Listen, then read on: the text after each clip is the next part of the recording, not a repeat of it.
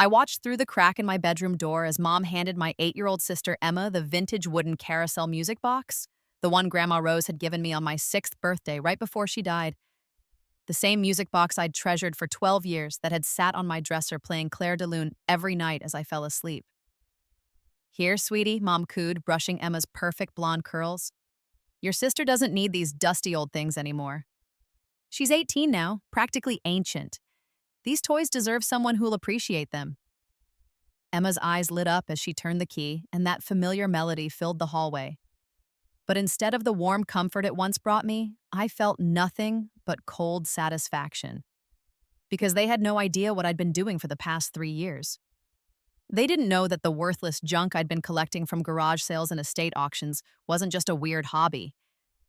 They didn't know about the warehouse in Newark, the team of 12 restorers, or the e-commerce empire that had already generated $847,000 in revenue this quarter alone. And they certainly didn't know that I'd died at 28 in my first life, watching this same scene play out in a far more devastating way.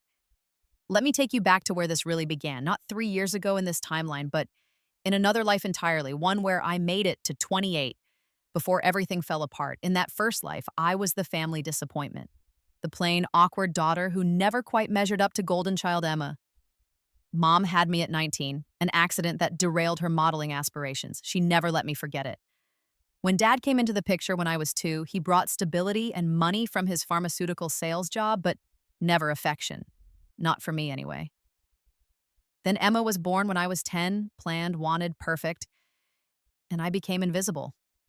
It wasn't dramatic abuse, not in the beginning, just death by 1,000 cuts. Mom would buy Emma new clothes while I got hand-me-downs from cousins. Dad would attend every one of Emma's dance recitals, but miss my academic competitions because of work. They'd take Emma to Disney World and leave me with my maternal grandmother for the week, the only person who ever made me feel wanted. Grandma Rose saw something in me they didn't. She taught me about antiques, about the stories objects carried, about value that went beyond surface beauty. Every weekend, she'd take me to estate sales and flea markets, showing me how to spot quality, how to negotiate, how to see potential where others saw junk. When she died the week after my 18th birthday in that first life, she left me her entire collection of vintage toys worth potentially hundreds of thousands. Rare tin robots from the 1950s, pristine condition Steiff teddy bears, first edition Barbie dolls still in their boxes, intricate Victorian dollhouses, and that music box, which was a genuine 1890s German piece worth at least $15,000 alone. I was devastated by her loss, but treasured these items as my inheritance, my connection to the only person who'd ever loved me unconditionally. That's when Mom struck. 2 weeks after the funeral, while I was at community college because Dad refused to pay for a real university for me while saving for Emma's future Ivy League education, Mom went through my room. She took everything. Every single toy, every treasure Grandma had left me. When I came home, my room was stripped bare. "Emma's been so sad about Great-Grandma Rose," Mom said, not even looking up from her phone. "These toys cheered her right up. You're too old for them anyway. Time to grow up, Sarah." I was 18. Emma was 8. And my mother had just given away an inheritance worth more than my entire college fund, which was zero, by the way. I protested. I begged. I cried. Dad told me I was being selfish, that Emma was just a child, that they were just toys. When I tried to explain their value, Mom laughed in my face. "You think some old junk is worth thousands? God, Sarah, you're as delusional as your grandmother was." Emma destroyed most of them within 6 months. The tin robots got left in the rain and rusted. The Steiff bears became dog toys. The dollhouses were remodeled with markers and paint. The Barbie dolls got haircuts. The music box, precious, irreplaceable, got dropped and shattered when Emma was dancing around her room. I had nothing left of Grandma Rose but grief. The next 10 years of that first life were a slow descent into survival mode. I worked full-time while attending community college part-time, living at home because I couldn't afford rent in New Jersey. Mom charged me $800 a month for my childhood bedroom, plus groceries, while Emma got everything free. I was the live-in maid and ATM, funding their lifestyle while they treated me like staff. I finally finished my associate's degree at 23. It took 5 years because I could barely afford 1 or 2 classes per semester. I got a job as an administrative assistant making $35,000 a year. I moved into a studio apartment in a terrible neighborhood because it was all I could afford. Emma, meanwhile, went to Rutgers on dad's dime, joined a sorority, got a car for her 16th birthday, and posted constant Instagram photos of her perfect life. Every family dinner I was obligated to attend became an Emma appreciation session, while I sat there invisible, exhausted, broke. At 25, I met David. He seemed kind at first, attentive. He said he loved how low maintenance I was, how I didn't need fancy things. What he meant was, I loved that you have no self-esteem and won't demand I treat you well. We dated for 2 years. I ignored the red flags, the way he'd cancel plans last minute, how he never wanted to meet my family. I told myself I was protecting him from them, how he'd borrow money and never pay it back, how he slowly isolated me from my few friends. At 27, my apartment building went condo, and I couldn't afford to buy or find comparable rent nearby. David suggested I move in with him. It seemed like progress. It wasn't. Within 3 months, I discovered he'd been cheating with multiple women. When I confronted him, he laughed. "What did you expect? You're boring, Sarah. You work all day at your dead-end job. You have no hobbies, no friends, no money. You're lucky I let you stay here at all." I was 28, broke, heartbroken, and had nowhere to go. Crawling back to my parents wasn't an option. They'd made it clear years ago that I was only welcome if I could pay my way and babysit Emma when needed. And Emma was 18 now, about to start college herself. So I stayed with David. I stayed because I had $847 in my bank account, and first month's rent plus deposit in New Jersey was $4,000 minimum. I stayed because I was tired. I stayed because some broken part of me believed him when he said I was lucky he tolerated me. Then one February morning, I was driving to work in David's car. Mine had died months ago, and he graciously let me borrow his, when an 18-wheeler ran a red light. I remember the impact, the sound of metal crushing, the weightless feeling as the car spun, and then a strange clarity as everything slowed down. I thought about my life. 28 years of being unwanted, unseen, used. I thought about Grandma Rose and how disappointed she'd be. Not in me, in how I'd let them break me, how I'd stopped fighting. My last thought before everything went black was, if I could do it over, I'd be different. I'd fight. I'd win. I woke up screaming in my childhood bedroom on the morning of my 18th birthday, not the 18th birthday, the 18th birthday, the day before Grandma Rose's funeral. For the first 3 days, I thought I'd gone insane. I'd checked my driver's license obsessively, born March 15th, 2006, making it March 15th, 2024. I was 18 again, not 28. Emma was 8. My room was full of Grandma's treasures, still mine. But I had all my memories, every painful detail. I knew what was coming. Mom's theft, Emma's destruction, the 10 years of misery that followed. On the 4th day, I went to Grandma Rose's funeral and I held myself together.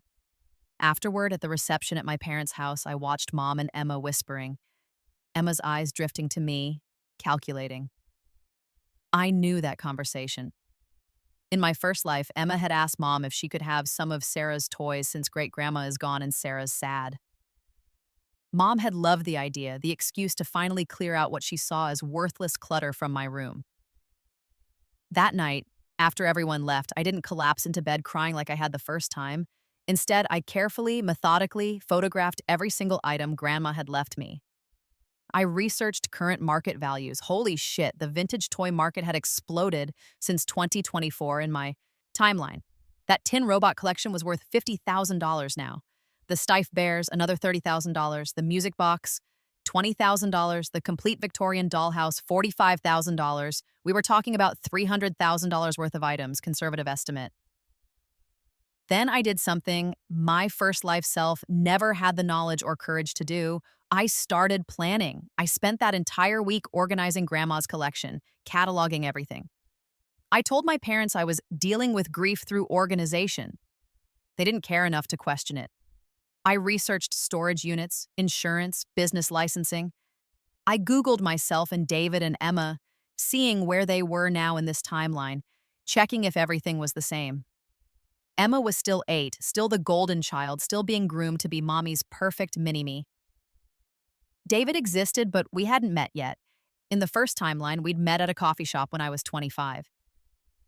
I made a mental note of where that coffee shop was and added it to my list of places to never, ever go. Dad was still working the same pharmaceutical sales job, making about $120,000 a year, but somehow always too stretched thin to help me with college while simultaneously paying for Emma's private dance lessons, wardrobe, and eventual college fund. I had the same $3,200 in my savings account from years of birthday money and odd jobs, money I'd wasted on community college in the first timeline while living at home and being bled dry. But now I had something infinitely more valuable: knowledge.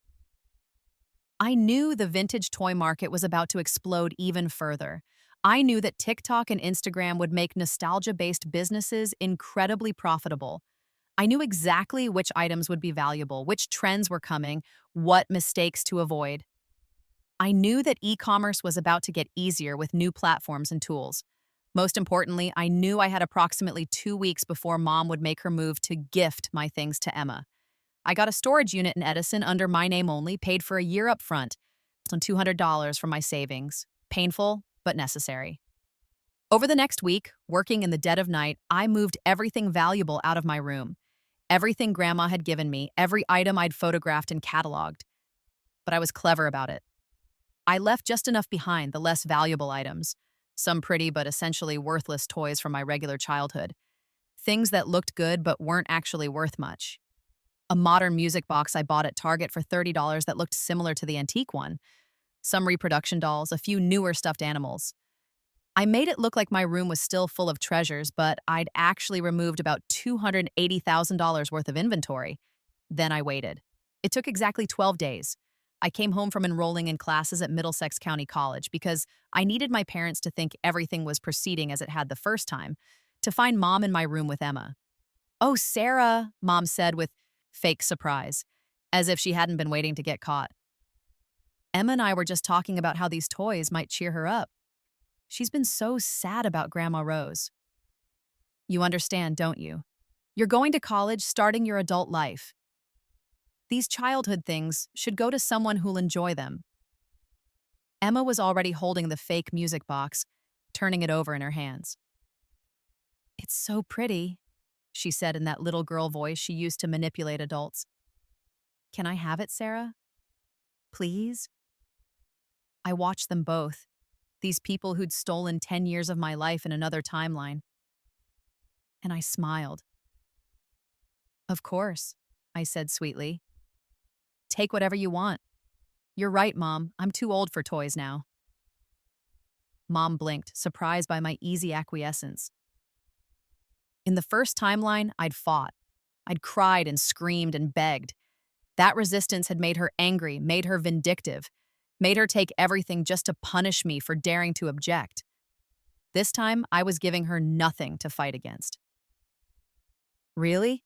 Emma asked, her eyes lighting up with greed. "Really," I confirmed. "Actually, why don't you take all of it? Clear out my room. I want to redecorate anyway, make it more mature. You'd be doing me a favor." Over the next week, Emma ransacked my room like a conquering army. She took every toy, every stuffed animal, every childhood remnant I'd left behind. Mom helped her, both of them giddy with their victory. Dad walked by a few times, saw what was happening, and said nothing. I watched the Target music box end up in Emma's room, watched her play with the reproduction dolls, watched her claim my childhood like she'd claimed everything else. And I said nothing, because in my storage unit sat $280,000 worth of actual treasure, cataloged and preserved. The night after my room was completely stripped, I sat at my computer and got to work. I had $2,000 left in my account, and about 2 months before my parents would expect me to start paying rent to live at home. I needed to move fast. First, I researched. God, I researched everything. In my first life, I'd been ignorant about business, about money, about how to build wealth. This time, I devoured information like I was starving for it. I learned about LLCs, about business licenses, about reseller permits. I learned about eBay, Etsy, and the emerging platforms for vintage goods. I learned about social media marketing, about building brand stories, about the psychology of nostalgia-based purchasing. Most importantly, I learned that I didn't have to sell Grandma's collection right away. those items would appreciate. What I needed was to flip that $2,000 into more capital while building expertise and reputation. I started small.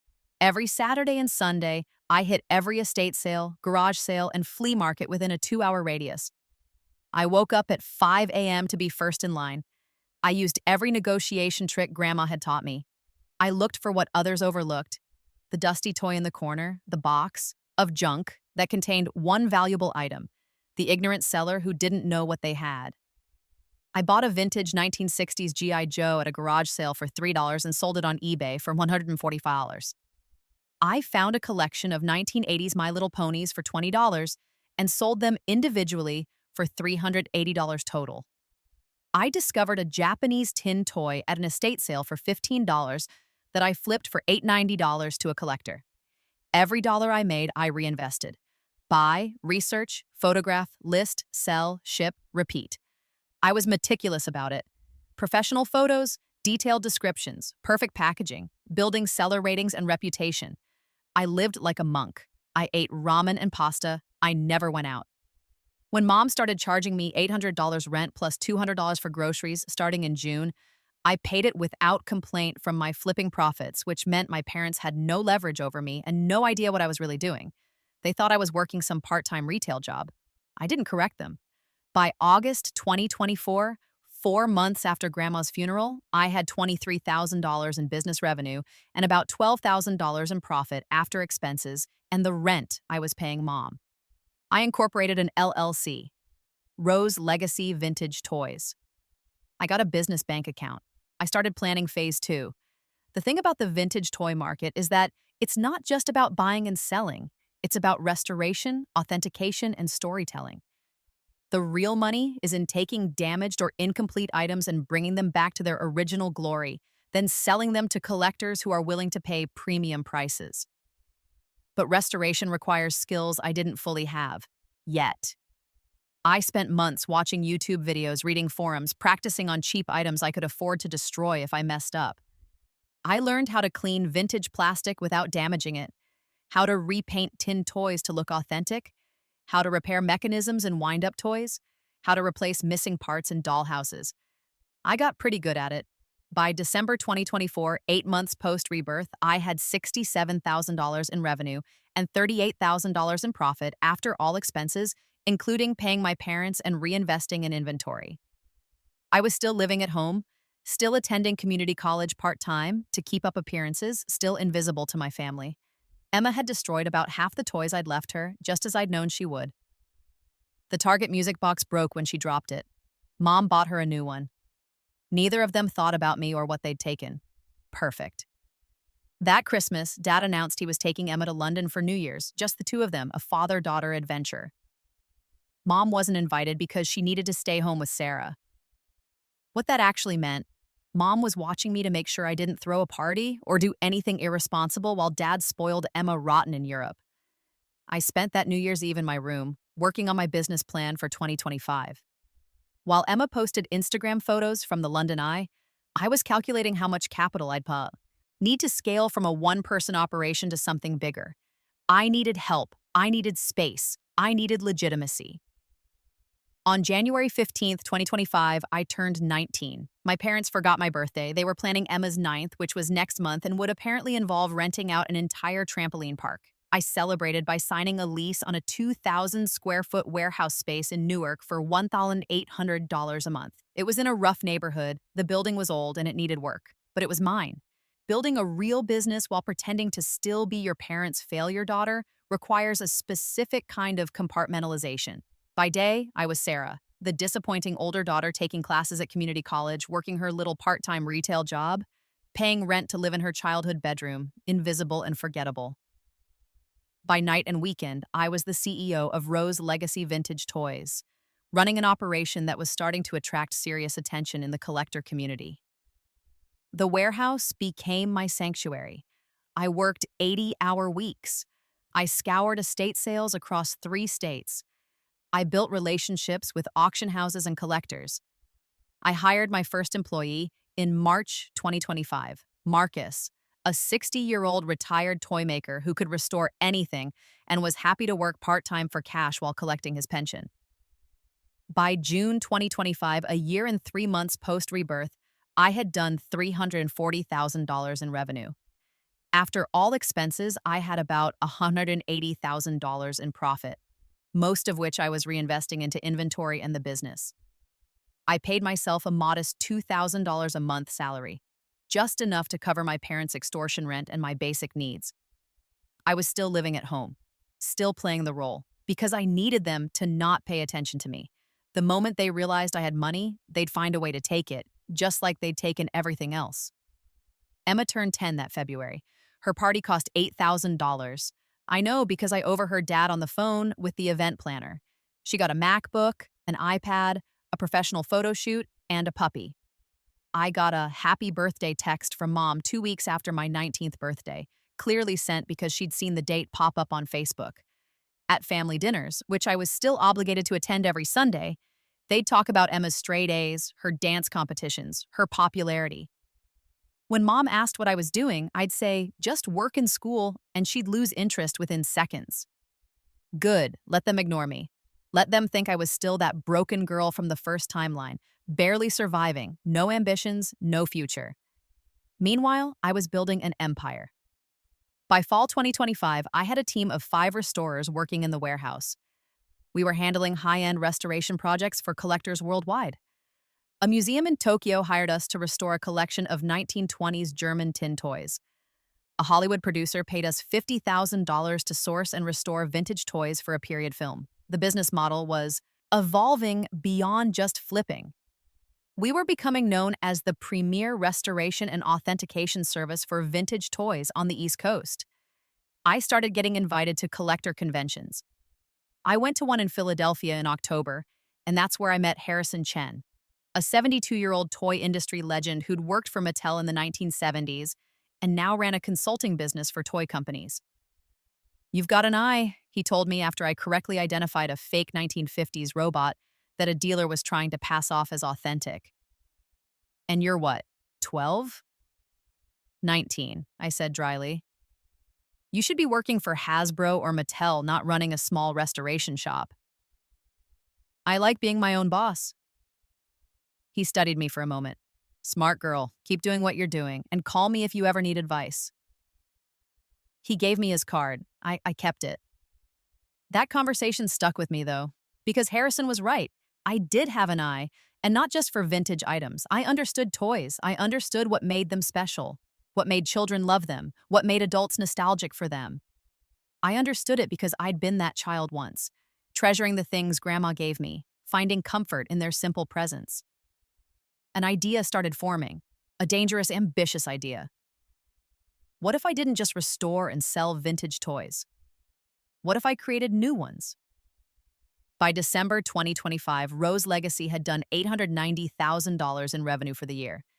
After all expenses and taxes and reinvestment, I had about $380,000 in profit sitting in the business account, plus inventory worth another $400,000. I was wealthy. Not rich, not yet, but wealthy enough that I could stop playing the struggling daughter role anytime I wanted. But I didn't want to, not yet.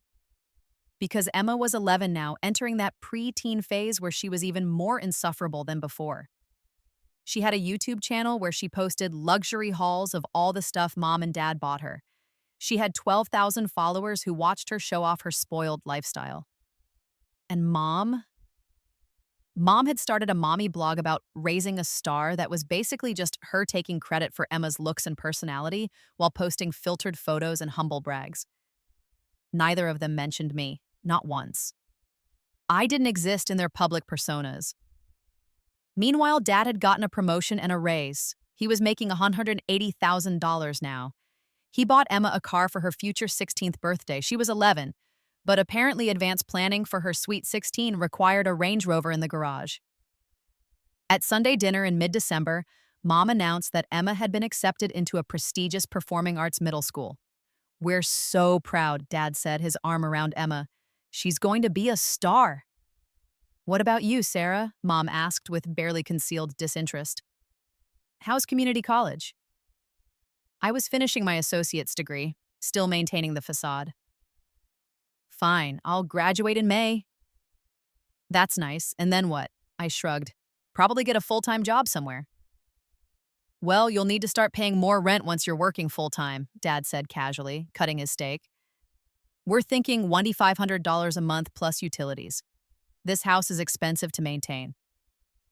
Emma's performing arts school cost $40,000 a year. But sure, I needed to pay $2,500 a month to sleep in my childhood bedroom.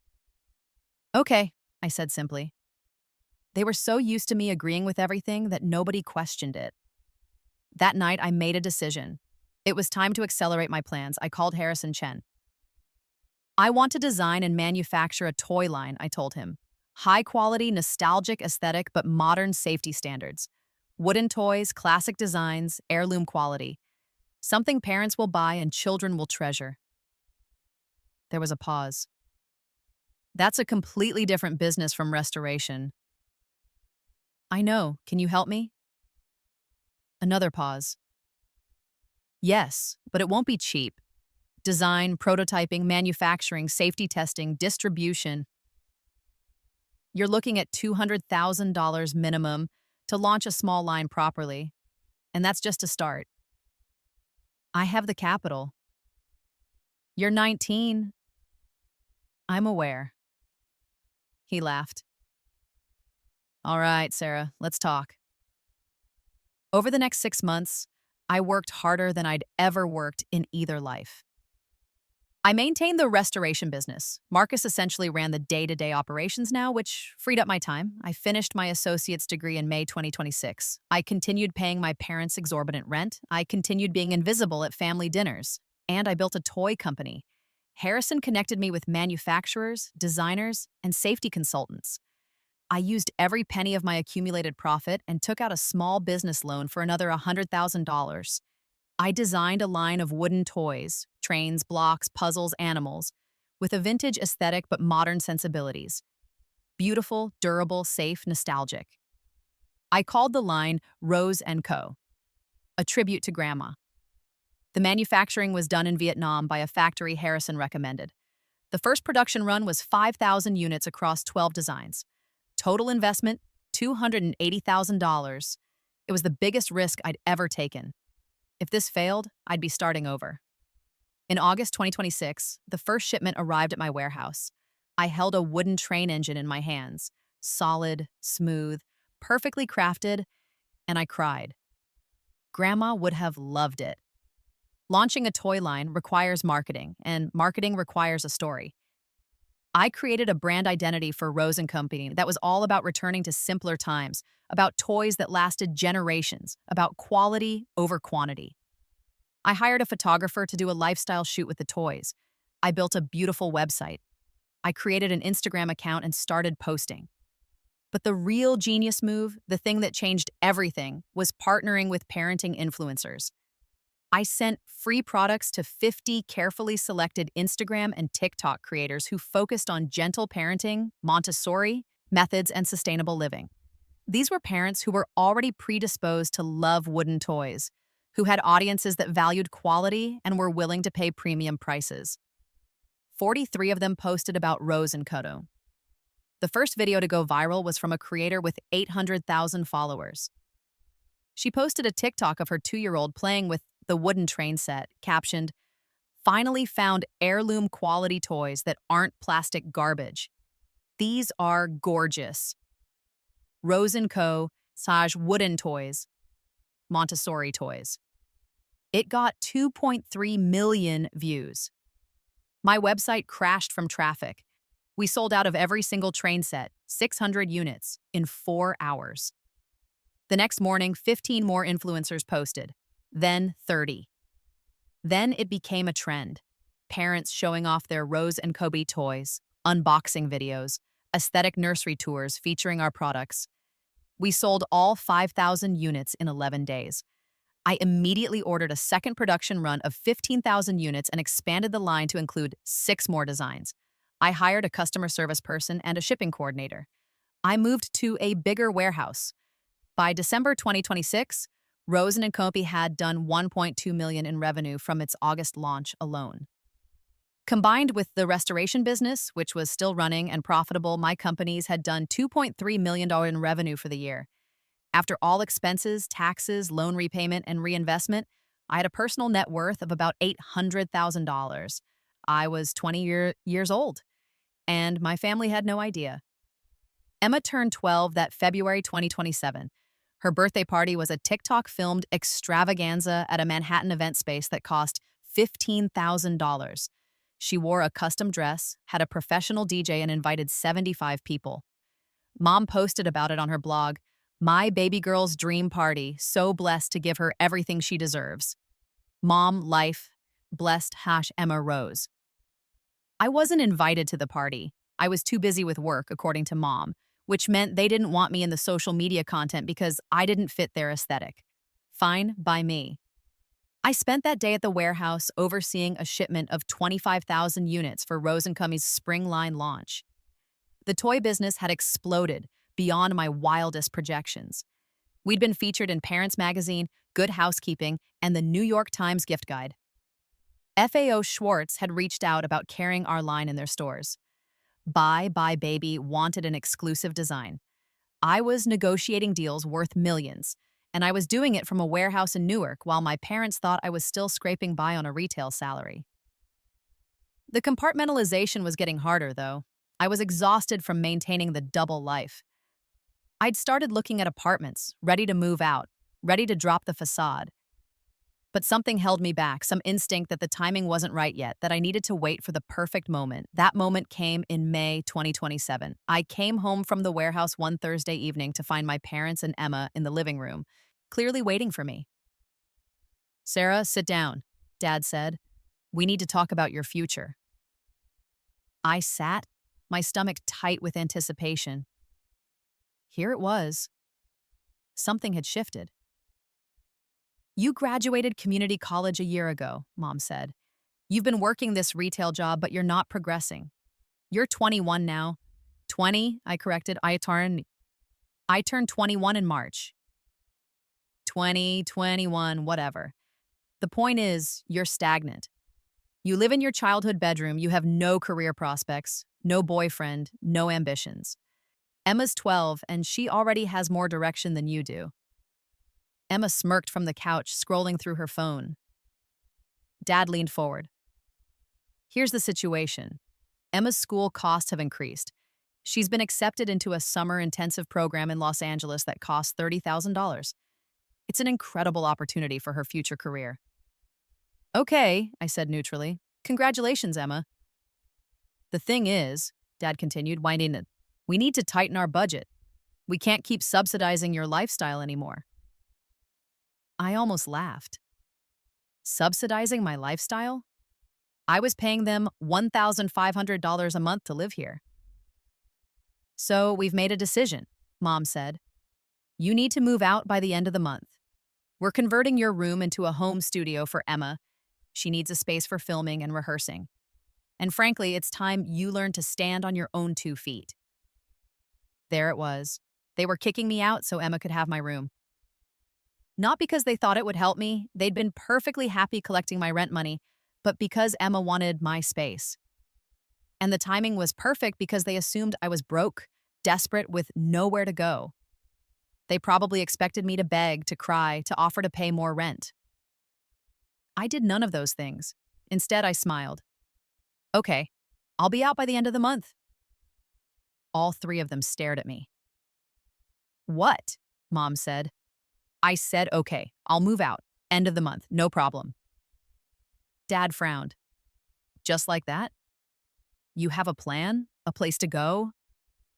"Yep." "Where, be?" Mom demanded. "I'll figure it out," I said casually. "Can I go now? I have plans tonight." I didn't have plans. But I left anyway, walked to my car, a used Honda Civic I'd bought for cash 6 months ago, which they assumed I was making payments on, and drove to my warehouse. I called my real estate agent. "I'm ready to start looking at apartments. Budget up to $4,000 a month. I want something nice in Hoboken or Jersey City. Something with space for a home office."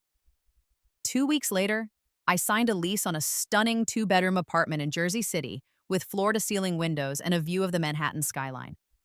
Rent was $3,200 a month. I paid the first and last month plus deposit, $9,600 without blinking. I hired movers, professional ones, and scheduled them for the last Saturday of May. That morning, I woke up in my childhood bedroom for the last time. I'd already moved most of my important stuff gradually over the past since weeks. All that was left was furniture they'd provided and some clothes. The movers arrived at 9 a.m. Mom, Dad, and Emma were eating breakfast when the doorbell rang. "Who's that?" Mom asked. "Movers," I said, opening the door. 3 large men with a truck came in and started efficiently packing up my remaining belongings. "Movers," Dad said. "Sarah, how are you affording movers?" "Work bonus," I lied casually. Emma wandered into my doorway and watched them work. "Where are you moving to?" "Jersey City." "Jersey City is expensive," Mom said suspiciously. What are you paying?" $3,000. $3,000 for an apartment? Sarah, that's insane. You can't afford that on a retail salary. I shrugged. I got a new job, better pay. This was technically true. I'd hired myself as CEO of Rose & Coney and was now paying myself a salary of $12,000 a month, all properly documented and taxed. "What kind of job?" Dad asked. "Operations management for a toy company." "A toy company?" Emma laughed. "Like for kids' toys?" "Yep." "That's so random," she said dismissively, already losing interest. "Perfect. Let them underestimate me for just a little longer." The movers finished in 90 minutes. I did a final walkthrough of my empty room, the room I'd lived in for 20 years across 2 lifetimes, the room where I'd hidden from my family, the room where I'd planned my revenge, and felt nothing but relief. "Well," Mom said awkwardly as I headed for the door, "I guess this is goodbye." "You'll still come for Sunday dinners, right?" "Probably not," I said. "I'm going to be pretty busy." "Sarah," Dad started. "Look, you wanted me out. I'm out. This is what independence looks like. I'll text you my new address if you need it." I walked out of that house and didn't look back. The summer of 2027 was transformative. Without the weight of maintaining my double life, I could focus entirely on growing my businesses. Rose & Company was on track to do $8 million in revenue that year. We were in 200-plus stores across the country. I'd hired a VP of operations, a head of marketing, and a product development team. We were expanding internationally. I was fielding acquisition offers from major toy companies, offers in the tens of millions that I kept rejecting because I wasn't ready to sell Grandma's legacy. The restoration business was still running, still profitable, now managed entirely by Marcus and his team. It was generating about $1.5 million a year in steady revenue. I'd moved from warehouse to warehouse, finally settling on a 15,000-square-foot facility in Newark that housed both businesses. I had 37 employees across both companies, and I was completely, blissfully free from my family. They didn't call, they didn't text. I was dead to them the moment I stopped being useful or controllable. Fine, perfect. I needed them to forget about me for just a little longer, because Emma was about to turn 13 and I remembered from my first life what came next. In my first timeline, Emma's teen years had been when Mom really started exploiting her. The Mommy blog became a full-time job as Mom leveraged Emma's looks and personality to get brand deals. Emma became a mid-level influencer with 500,000 followers across platforms. Mom managed her career, took 50% of everything she earned, and pushed her relentlessly. It had seemed glamorous from the outside. Emma had gotten free stuff, traveled, made money. But I'd seen the cracks even in that first life. The disordered eating, the anxiety, the pressure. Mom living vicariously through her daughter and pushing her into situations Emma didn't want. By the time Emma was 16 in the first timeline, she'd been miserable but trapped in a life Mom had built around her. This timeline was following a similar pattern. Emma's YouTube and Instagram were blowing up. She'd gotten a manager, one of Mom's friends from her failed modeling days who was equally predatory. Emma was doing paid partnerships with clothing brands, makeup companies, and lifestyle products. At 13, Emma was making about $150,000 a year from social media. Mom was taking half and spending it on maintaining their lifestyle. I watched from a distance because, of course, I followed Emma's public accounts and saw exactly what I'd seen before. The too thin figure, the comments about wellness, and clean eating that were really about restriction, the way Emma's smile didn't reach her eyes anymore in photos, and I felt nothing, or at least I told myself I felt nothing. Emma had participated in my abuse. She'd gleefully taken my things.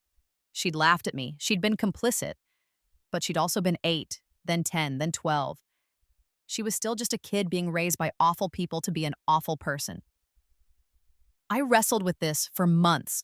The righteous anger of the first timeline's Sarah demanded I let Emma suffer the consequences of the life she'd chosen, the family she'd enabled.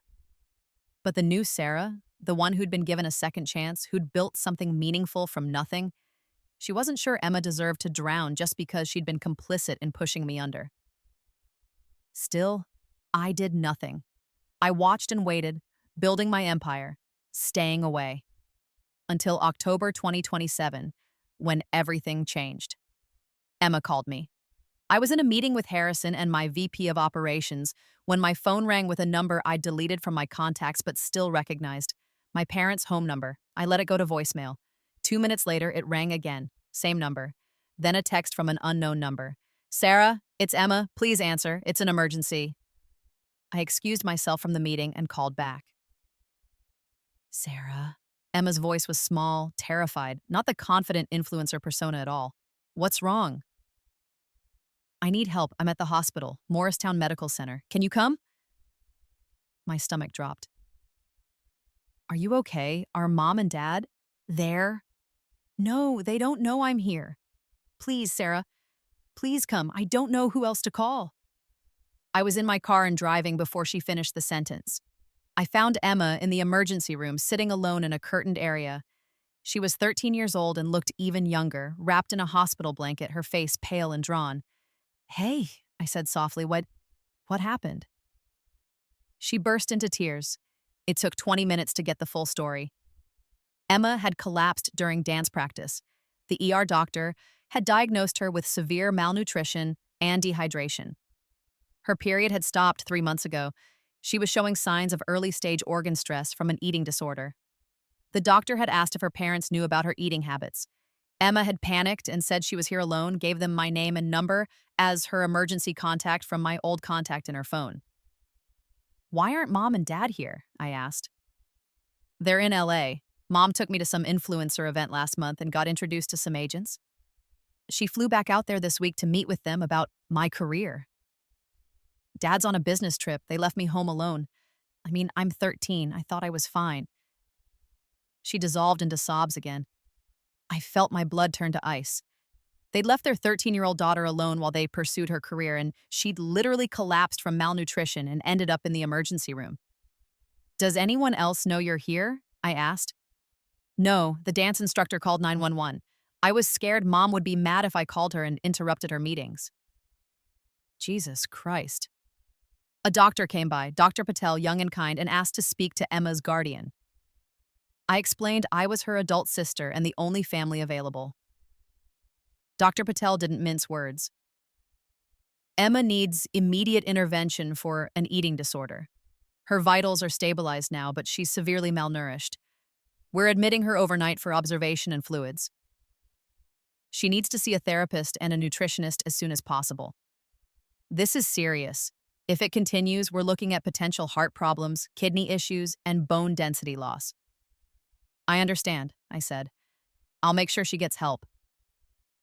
After the doctor left, I called Mom.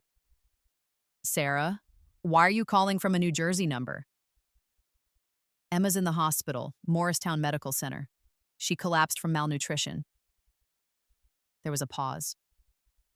"What? Emma's fine. She's at home." "No, she's in the ER. She's been admitted. Get on a plane." "Sarah, I'm in a very important meeting right now. Can't this wait? Is she dying?" I wanted to reach through the phone and strangle her. "She could have died. She collapsed. She has an eating disorder. Get on a plane." Don't be dramatic. I'll call her doctor in the morning. Just stay with her tonight. I'll be home Friday. It was Tuesday. Mom, I have to go. Thanks for handling this, Sarah. You're finally being useful. She hung up. I sat there, phone in hand, shaking with rage. Then I looked at Emma, who was watching me with hollow eyes. She's not coming, is she? Emma asked quietly. Not tonight. Emma nodded, unsurprised. She never does. Not unless there's cameras. And that's when I made a decision that changed everything. I stayed at the hospital all night with Emma. We didn't talk much. She slept a lot, exhausted from months of starving herself. I sat in the uncomfortable chair and thought about choices and consequences, and whether anyone really deserved the family they were born into. Emma had participated in my abuse, but she was also a victim of the same people, just in a different way. They'd neglected me. They were exploiting her. In the morning, Emma was discharged with strict instructions for follow-up care. I signed the discharge papers as her temporary guardian, took her prescriptions, and drove her to my apartment in Jersey City instead of back to our parents' house. Where are we going? She asked. My place. You're in my place. You're not staying alone. Mom will be mad. I don't care. I set Emma up in my guest bedroom, which I'd been using as a home office but quickly converted. I ordered groceries. I called a therapist and a nutritionist and got her emergency appointments. I called her school and told them she'd be out sick for the rest of the week, and then I called Mom. Sarah, where's Emma? She's not answering her phone. She's with me, in Jersey City. What? Sarah, bring her home right now. No, she needs supervision and medical care. You're in LA. Dad's traveling. She's staying with me until you get back. You can't just take my daughter. I didn't take her. She called me from the hospital because she was scared to call you. Because apparently she's so terrified of disappointing you that she'd rather go to the ER alone than interrupt your meeting. Silence. She's fine now, Mom said defensively. Teenagers are dramatic. She collapsed from malnutrition because you've had her on a diet since she was 10 to look good in her Instagram photos. That's for her health. It's for your brand, I said coldly, and it's killing her. She's 13, Mom. 13. You don't know what you're talking about. You've never had any ambition, any drive. Emma's special. She's going to be a star. She just needs to... If you finish that sentence with anything about her weight or appearance, I'm calling CPS. Another silence. You wouldn't dare. Try me. She's staying with me through the weekend. When you get back, we're all sitting down to discuss Emma's care going forward. If you don't agree to therapy and proper nutrition, I will absolutely call Protective Services. I have the hospital records. I have doctor's notes about neglect. Don't test me. I hung up. Emma was standing in the doorway, tears streaming down her face. Why are you helping me? She whispered. I was so mean to you. I took all your stuff. I was awful. I looked at this kid, because she was a kid, still just 13 despite the Instagram followers and the brand deals, and I saw something I'd never let myself see before. You were 8, I said. You were a child being raised by people who taught you the wrong values. You didn't destroy my life, Emma, they did, and now they're destroying yours. She collapsed into sobs. I held her while she cried, this little sister I'd both loved and resented across 2 lifetimes, and I decided that my revenge didn't have to include her destruction. Some people deserve to be saved, even if they'd once been complicit in your pain. The next few days were intense. Emma had her first therapy appointment on Wednesday. The therapist, Dr. Lisa Chen, who specialized in eating disorders and teen mental health, was blunt with both of us. Emma's been showing me some of her social media, Dr. Chen said. And I need to be honest, this isn't a sustainable or healthy situation for a 13-year-old. The pressure to maintain an image, the constant scrutiny of her appearance, her mother taking half her income, this is exploitative. I know, I said. Emma was crying again. But it's my career, it's what I'm good at. Everyone loves me, I can't just quit. You can do whatever you want. Dr. Chen said gently. But right now your body is shutting down because you've been starving yourself to fit an image that someone else wants you to maintain. We need to talk about what you want, not what everyone else wants. It was the first time, Emma told me later, that anyone had asked her what she wanted. Mom came home Friday night, furious. She showed up at my apartment at 9 p.m., banging on the door. "Where is my daughter?" "Emma's asleep," I said, not letting her in. "It's 9 p.m. Come back tomorrow morning at 10. We'll talk then." "Sarah, so help me." "I have hospital records, Mom. I have documentation of neglect. I have emails from her manager pushing her to lose weight. You want to have this fight in the hallway, or you want to wait until morning and have it calmly?" She glared at me.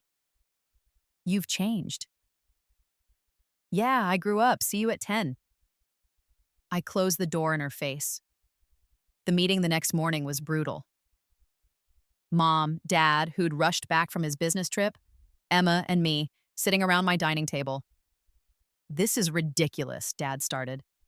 "Emma's fine. She just overdid it at dance." "Sarah, you're overreacting because you're jealous of Emma's success." "Emma was hospitalized for malnutrition," I said flatly. "Her doctor said if this continues, she could have permanent organ damage. This isn't jealousy. This is medical fact." "We've always prioritized Emma's health," Mom began. "You've prioritized her appearance," I interrupted. "You've had her on a restricted diet since she was 10. You left a 13-year-old home alone while you flew to LA to meet with agents. You take half of everything she earns. This isn't parenting. This is exploitation." "We're her parents," Dad said. We know what's best." "Do you?" I turned to Emma. Tell them. Tell them what you told Dr. Chen." Emma was pale, trembling, but she'd agreed to this. I don't want to do this anymore. The Instagram, the YouTube, the sponsorships. I'm tired. I want to just be a kid." Mom's face went white with fury. "Emma, you don't mean that. You love performing. You love your followers." "I love you being proud of me," Emma said, crying. "I love you actually paying attention to me. But I don't love starving myself. I don't love being in photos all the time. I don't love being alone while you're in LA talking about my brand." "You're 13, Dad said. You don't know what you want yet." "She knows she doesn't want to die," I said. "And that's where this is heading. So here's what's going to happen. Emma is taking a break from social media. She's going to therapy twice a week and seeing a nutritionist weekly. She'll finish the school year normally, without any influencer obligations." "You can't decide that," Mom snapped. "Then I'm calling CPS right now. We can let the state decide what's best for Emma." I pulled out my phone. "Wait," Dad said. "Just wait. Let's not be hasty. Then agree to Emma's care plan. Therapy, nutrition, no social media for at least 3 months, and absolutely no taking any of her earnings. Any money she's made sits in a trust until she's 18. You want to negotiate any of that?" They looked at Emma, then at each other. "Fine," Mom finally said, her voice icy. "But you're not her mother, Sarah. This doesn't make you her mother." "I'm aware," I said. "I'm just trying to be a better sister than you were a parent." They left shortly after, furious. Emma stayed with me for the rest of the weekend. On Sunday, I drove her home and helped her pack up some of her things. "Can I stay with you sometimes?" Emma asked. "Not all the time. Just when it's too much?" "Anytime," I promised. "My door is always open." Over the next year, Emma and I built a real relationship. She stayed with me most weekends. She made real progress in therapy. She gained back healthy weight. She was a normal teenager, went to school, hung out with friends, developed interests beyond social media. She asked to see the warehouse one day, curious about what I actually did. I showed her Rosencombe, showed her the toys we designed, the process of creation and manufacturing. "This is so cool," she said, watching the production team work on prototypes. "Wait, this is your company? Like, you own this?" "I own both companies, the restoration business and the toy line." "Sarah, how much money do you make?" Enough. Mama and Dad think you're barely getting by. I know, that's intentional. She processed this. Why didn't you tell them? Because the moment they know I have money, they'll find a way to take it.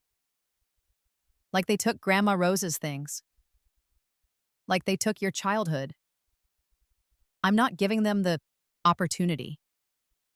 Emma nodded slowly. I destroyed those toys, didn't I? The ones you left me. Most of them, yeah. I'm sorry. I know, and I forgive you. Were they worth a lot? The ones I left you? About $20,000 total. She gasped. Sarah. The ones I kept and built my business with? About $280,000. Plus knowledge and inspiration worth more than money. Emma stared at me. Holy shit. Language, I said, smiling. You're a millionaire. Technically, yes, but it's tied up in the businesses mostly. And Mom and Dad have no idea. None. That's the most badass thing I've ever heard. We both laughed, and I realized that Emma, at 14, was becoming someone I actually liked. Someone who, given the chance, could be better than the people who raised us. By my 21st birthday in March 2028, Rose & Company had done $15 million in revenue the previous year. We were one of the fastest growing toy companies in America. I'd been featured in Forbes' 30 Under 30 list. I'd gotten acquisition offers as high as $45 million. I turned them all down. I wasn't ready to sell Grandma's legacy. The restoration business was steady, still generating $2 million a year in revenue. I'd promoted Marcus to full VP of that division. It basically ran itself now. My personal net worth was somewhere around $8 million, combination of business equity, cash, and investments. I owned my apartment in Jersey City outright, paid cash.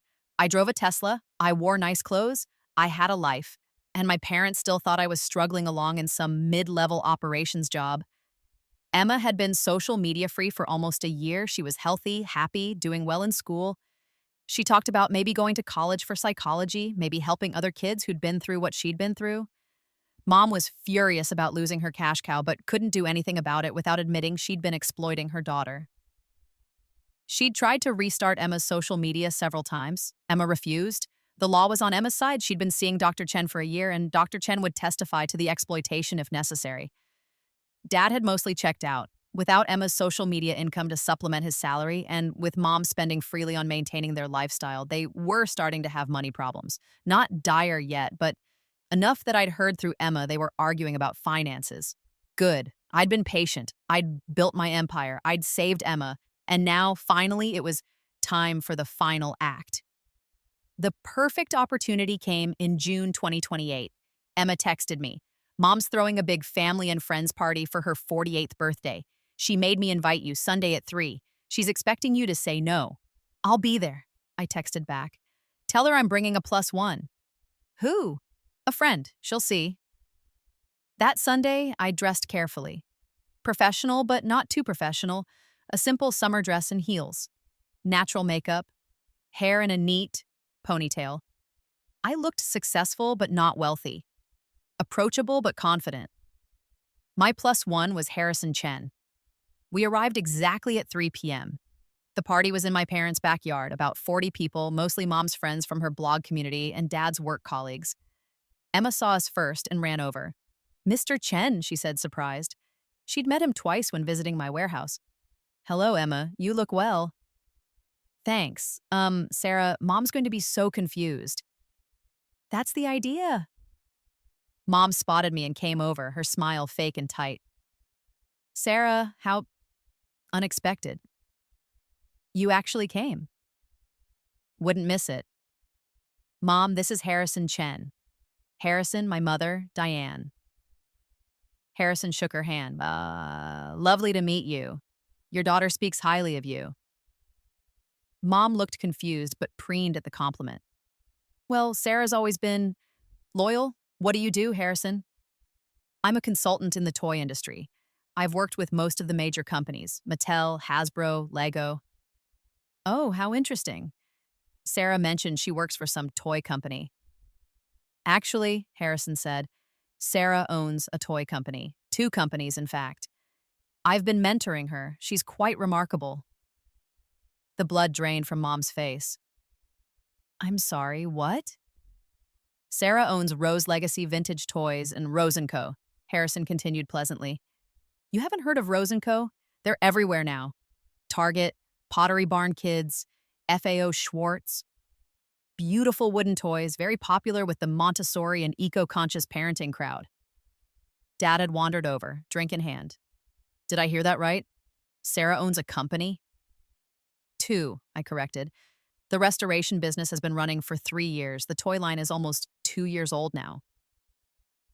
That's not possible, Mom said. You work in operations. You barely make enough to afford your apartment. I lied, I said simply. I own my apartment, paid cash, and I make quite a bit more than barely enough. How much? Dad demanded. Last year, Rose & Company did $15 million in revenue. The restoration business did $2 million. After expenses and taxes, I personally cleared about $4 million in income. Silence. Several of their friends had drifted over, sensing drama. You've been lying to us for years, Mom said, her voice rising. You never asked. You never cared. You assumed I was failing because that fit your narrative better. I just didn't correct you. This is insane, Dad said. Where did you get the capital to start a business? From Grandma Rose, I said. Her inheritance. The vintage toys you gave to Emma. Emma, who was standing nearby, went pale. But Emma had those toys, Mom said. Emma had about $20,000 worth of reproduction toys and less valuable items I left in my room. I'd already moved the real treasures, worth about $280,000, to a storage unit. I used them to bootstrap my first business. You lied and stole from your own sister? Mom said, trying to twist this. I protected my inheritance from being destroyed by a child who didn't know any better, I corrected. Emma destroyed everything I left her within a year. She would have destroyed Grandma's real treasures, too. Instead, I built something with them, something Grandma would have been proud of. Harrison smiled slightly. Rose & Company is named after Sarah's grandmother. It's quite a beautiful tribute. One of Mom's blog friends spoke up. I vaguely recognized her from Mom's social media. Wait, you're Sarah Kim? From Rose & Company? Oh my God, I have your toys. My daughter loves them. You're in all the parenting groups. That's me, I confirmed. Your story is amazing, the woman gushed. Forbes did that whole piece on you. Youngest female toy company CEO, built from nothing, sold out at every store. I had no idea you were Diane's daughter. Mom looked like she was going to be sick. Why are you doing this? Dad asked quietly. Why are you telling us now? Because Emma asked me to come, I said, and because I'm tired of hiding. I've spent 3 years building something real while you two ignored me. I saved your daughter from the eating disorder you gave her. I've been the parent Emma needed while you were busy exploiting her for social media content, and I'm done pretending to be the failure you wanted me to be. Sarah, Emma said, tears in her eyes. It's okay, I told her. This isn't about you. This is about them finally knowing the truth. Mom found her voice. You ungrateful. We raised you, we fed you, we gave you a home. You charged me $1,800 a month to live in my childhood bedroom while I was building my first business, I said. You gave away my inheritance. You ignored me my entire life. And the moment I couldn't benefit you anymore, you kicked me out so Emma could have my room for her Instagram studio. We have rights, Dad said. If you used Rose's inheritance, all legally documented in mine, Harrison interjected smoothly. The toys were left to Sarah in a will. She was 18, a legal adult. She had every right to remove her property from your home and use it as she saw fit. I've reviewed all the documentation. It's airtight. Besides, I added, I'm not here to fight. I'm here because Emma wanted me here. And because I wanted you to know that despite everything you did to break me, I won. I built something real. I'm successful. I'm happy. And I did it without any help from either of you. I turned to Emma. Happy birthday, Mom. Consider this my gift, the truth. Then I took Harrison's arm and we walked out, leaving my parents' party in complete chaos. The fallout was spectacular. Within hours, Mom's blog friends were Googling Rose and Conan and finding my Forbes profile, my company website, the articles about my success. Mom's carefully crafted image of having the perfect family, successful influencer daughter, close relationships, blessed life, crumbled when people realized she'd completely ignored and mistreated her other daughter. Several of her blog followers called her out publicly. Comments on her social media asking why she never mentioned her CEO daughter. Questions about the family dynamics. People noting Emma's year-long social media absence and connecting dots about potential exploitation. Mom locked down her social media within 24 hours. Her blog went private. The carefully built brand she'd spent years creating imploded. Dad called me 3 days later. You've humiliated your mother. I told the truth, I said. If the truth is humiliating, that's on her, not me. You could have handled this privately. I tried that for 3 years. You didn't care then. You only care now because other people know. What do you want, Sarah? Money? Is that what this is about? I don't need your money, Dad. I sure did. I just wanted you to actually see me. But it's too late for that now. Your mother is devastated. Good. Maybe she'll develop empathy. Probably not. But miracles happen. I hung up. Emma called later that evening. Are you okay? I'm fine. Are you? Yeah, it's been weird. Mom's been crying a lot. Dad's been drinking more, but honestly, I'm kind of relieved. Like, everyone knows now. I don't have to pretend we're this perfect family. You never were, I said gently. I know, Sarah. Thank you for telling the truth, for protecting me, for everything. You're my sister. I love you. I love you too. It was the first time either of us had said that across 2 lifetimes. By fall 2028, the dust had mostly settled.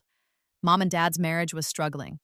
The loss of Emma's income, combined with Mom's ruined blog brand and Dad's stagnant salary, had created serious financial pressure. They'd put their house on the market. They couldn't afford the mortgage anymore.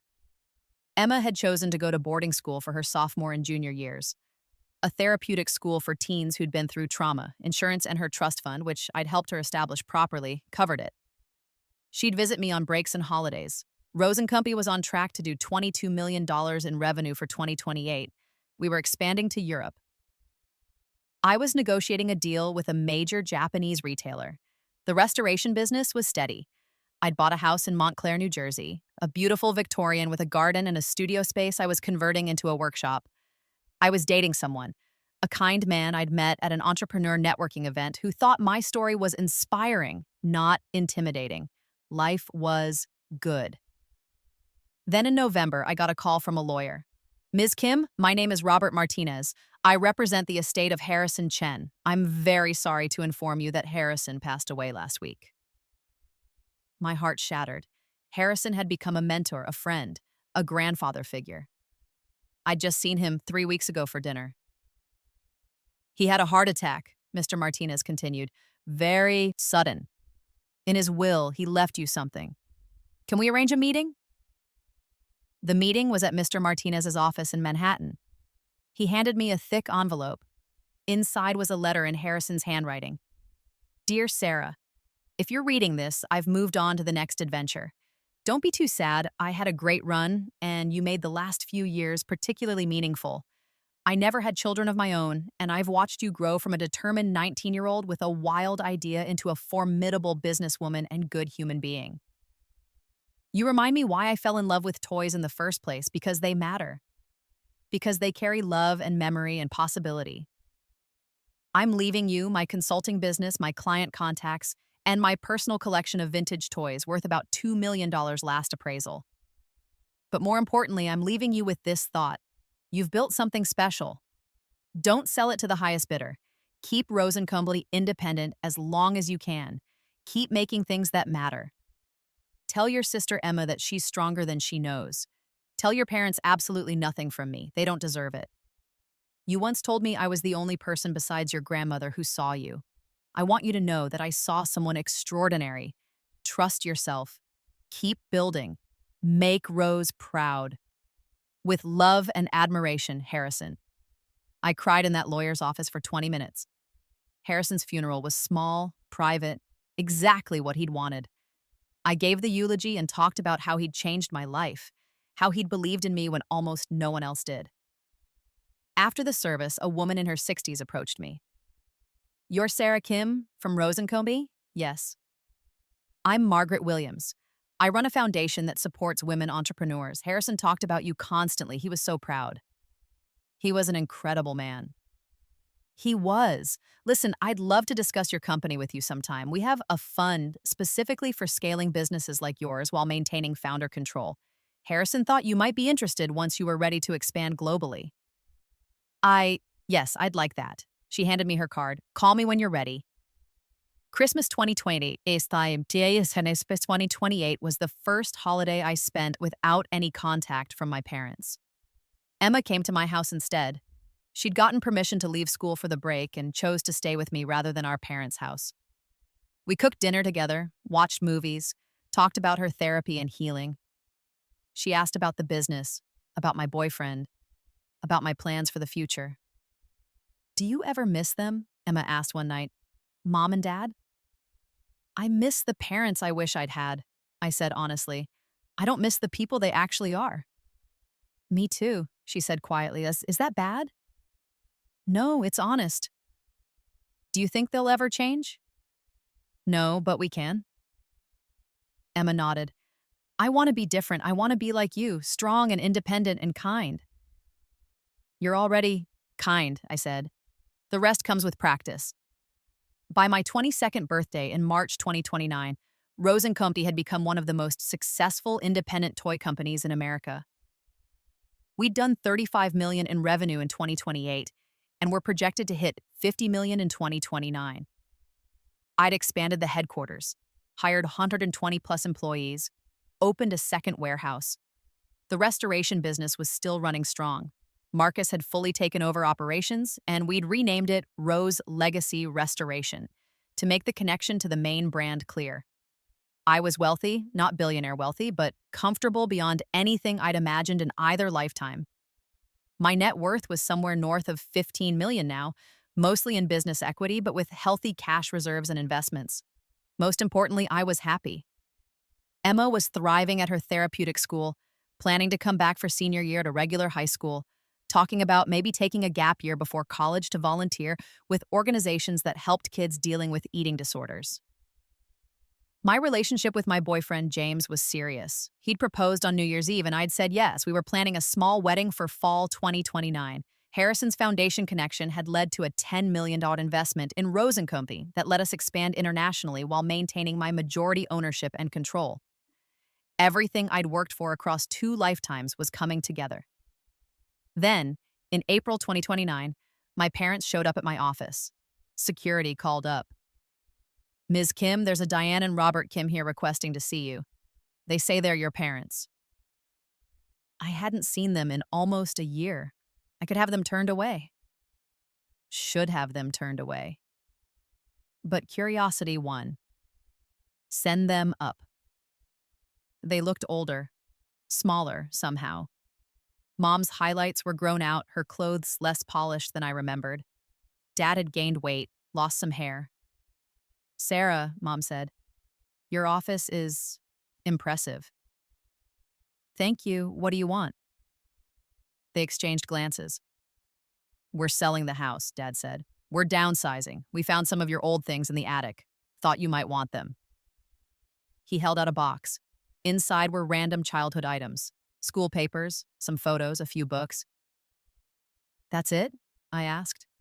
"That's why you're here?" "We also wanted—" Mom trailed off. "What?" "We wanted to apologize," she said quietly. We weren't good parents to you. We see that now. Emma's been very honest about everything, about how we treated you, how we treated her. I waited. We were wrong, Dad said. We prioritized the wrong things. We pushed Emma too hard and neglected you completely. We're in family therapy now. Part of Emma's treatment team recommended it. We're trying to be better. Good, I said. You should be better. Emma deserves better. You deserved better too, huh? Mom said, tears in her eyes. I was so young when I had you. I resented you for derailing my dreams. And that was wrong. You were just a child. My child. It was the first time she'd ever acknowledged that. And then Emma came along and she was everything I'd wanted to be. Beautiful, talented, charming, and I lived through her. I pushed her to be what I couldn't be. I nearly killed her. She was really crying now. We can't undo the past, Dad said. We know that. We're not asking for forgiveness or reconciliation. We just wanted you to know that we see it now. We see what we did. And we're sorry. I looked at these two people who'd shaped my entire existence across 2 lifetimes. Through their neglect, their cruelty, their indifference. In my first life, they'd destroyed me. In this life, they'd motivated me. I appreciate you saying that, I said carefully. But you're right. You can't undo it. The damage is done. We know, Mom said, but Emma still needs you to be better. Not for me. I'm fine without you. But she's still a kid. She still needs parents who show up, who care, who put her well-being ahead of their ego. We're trying, Dad said. Then keep trying. For her. They nodded. Is there anything we can do? Mom asked. For you? I thought about it. Yeah, actually, there is one thing. 2 weeks later, I stood in front of Grandma Rose's grave. I hadn't visited in this timeline, too painful, too complicated. But Mom and Dad were there with me now, along with Emma. I'd asked them to come here to acknowledge what had been taken, what had been lost, what had been rebuilt. Grandma Rose left me something precious, I told them. Not just the toys, though those were valuable. She left me the knowledge that things have worth beyond their surface. That patience and care can restore what seems broken. That love can be passed down through objects and stories and time. I turned to my parents. You tried to take that from me. You gave away what she left me, dismissing it as worthless. But you couldn't actually take it, because the real inheritance was what she taught me. How to see value. How to build something meaningful. How to be resilient. Mom was crying again. Dad looked at the ground. I built an empire from what she gave me, I continued. Not despite you, but because of you. Every time you dismissed me, I worked harder. Every time you chose Emma over me, I proved I didn't need your validation. Every time you underestimated me, I exceeded every expectation. I looked at the gravestone. Rose Kim, beloved mother and grandmother, 1938 to 2024. Grandma, I hope you're proud, I said. I took what you gave me and I made it matter. Rosencone exists because you existed. Because you saw me. Because you loved me. Emma stepped forward and placed flowers on the grave. I'm sorry I destroyed your toys, great-grandma, she said softly. I didn't understand, but Sarah taught me. She taught me that things matter, that love matters, that family should matter. We stood there for a while, the 4 of us, in silence. Finally, Dad spoke. We were wrong. Rose, we didn't see what you saw. We're sorry. It wasn't enough. It could never be enough. But it was something. The epilogue. Emma graduated high school in 2031 and went to NYU to study psychology. She started a nonprofit called Screen Free that helps teens and parents navigate social media healthily. She's been social media free herself for 4 years and counting. My parents sold their house and moved to a modest condo in Morris Plains. They're in therapy, both individual and couples. They see Emma regularly and are slowly rebuilding that relationship. I see them occasionally, holidays mostly, always with boundaries. We're not close. We'll probably never be close. But we're civil. I married James in fall 2029. He's an architect, kind and steady, and completely unbothered by my success. We're planning to start a family soon. Rose & Company hit 100 million in revenue in 2030. We're now in 32 countries. I've turned down acquisition offers as high as 400 million because I'm not selling. This company is Grandma's legacy, and I'm keeping it independent as long as I can. The restoration business spun off into its own company with Marcus as CEO. It's thriving. I established the Rose Kim Foundation, which provides grants to young women starting businesses, particularly those from difficult family situations. We've funded 47 businesses so far. I still have Grandma's original music box, the real one, the 1890s German piece worth $20,000. It sits on my desk at the office. I wind it up every morning and let Claire de Lune play while I plan my day. Sometimes I think about my first life, the 28 years of being invisible, being used, being broken. I think about dying in that car crash and waking up 18 again with a second chance. I don't know why I got that chance. I don't know if it was real or if I dreamed it or if there's some cosmic explanation I'll never understand. But I know what I did with it.